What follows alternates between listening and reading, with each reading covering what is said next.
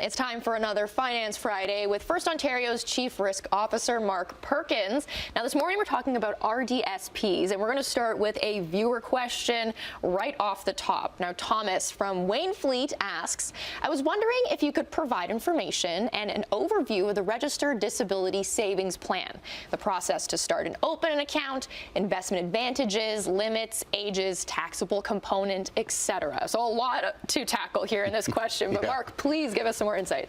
Yeah, so great question, and it won't apply to everybody. It applies to more people than we think. So thank you, Thomas, for writing in.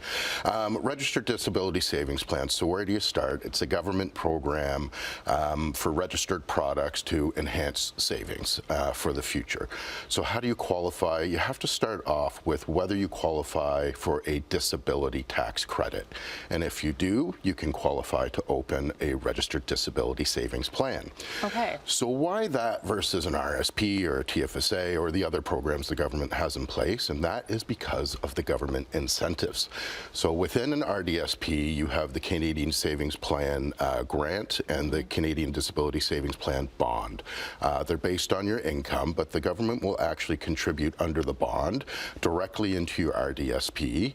The grant, on the other hand, is a matching program. It's again tied to income. So if you are under the threshold they have, it's actually amazing. They do a 300% match for the first $500, 200% match for the next $1,000, and then dollar for dollar match. If your income's over the threshold, they still do a dollar for dollar match. So to enhance the savings, so you have support in the future as you get to retirement and things like that. The important part of the grant and the bond is they have to be in place for a full 10 years to get the maximum benefit from it. All right, so something that definitely is something that people are able to access in a great way to help out for sure. What are some of the steps to take if you do need to set something up like this? So you need to qualify for the disability tax credit. That's the main gatekeeper. Under the age of 59 years old, so at 60 you have to start taking withdrawals from it, so setting it up. You really want to do it before the age of 49, so you have that 10 years for the different incentive programs. You have one beneficiary tied to one registered disability savings plan, and one registered disability savings plan can only have one beneficiary. Is this something that can be set up for like loved ones, or is this something that somebody has to set up solo by themselves? Either or. So I could set one up for a dependent or for someone else. I would set up the plan, but they would be the beneficiary of the plan. Or if you were age of majority and you were setting one up, you could set one up for yourself. Awesome. And so when it comes to payment, when it comes to this plan, how does that work out?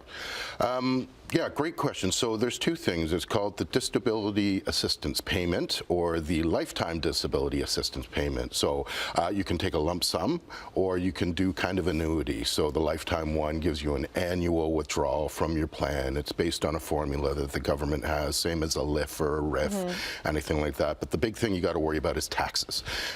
So the grant, the bond, any investment income, any interest paid, that's all taxable, but your contributions are not.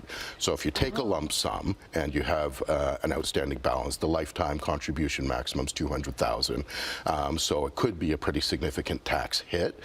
So you just want to plan that out again as part of your retirement strategy. If you also have RSPs or TFSAs or pension or anything like that, you also obviously want to talk to an advisor, an accountant, and get the best advice. Yeah, and so we only have a minute left, but if anyone wants to get more information, to get some help setting something like this up, where can they go? Yeah, so the CRA, the Government of Canada website, there's lots of details. There's, if you look up disability tax credit, you can look at the long list of, validation points as to whether you qualify or not.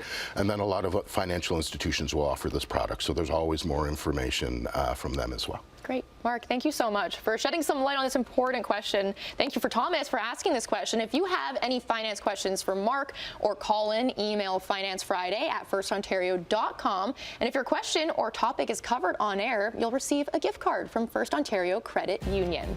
We'll have more Morning Live coming up after the break. Stay with us.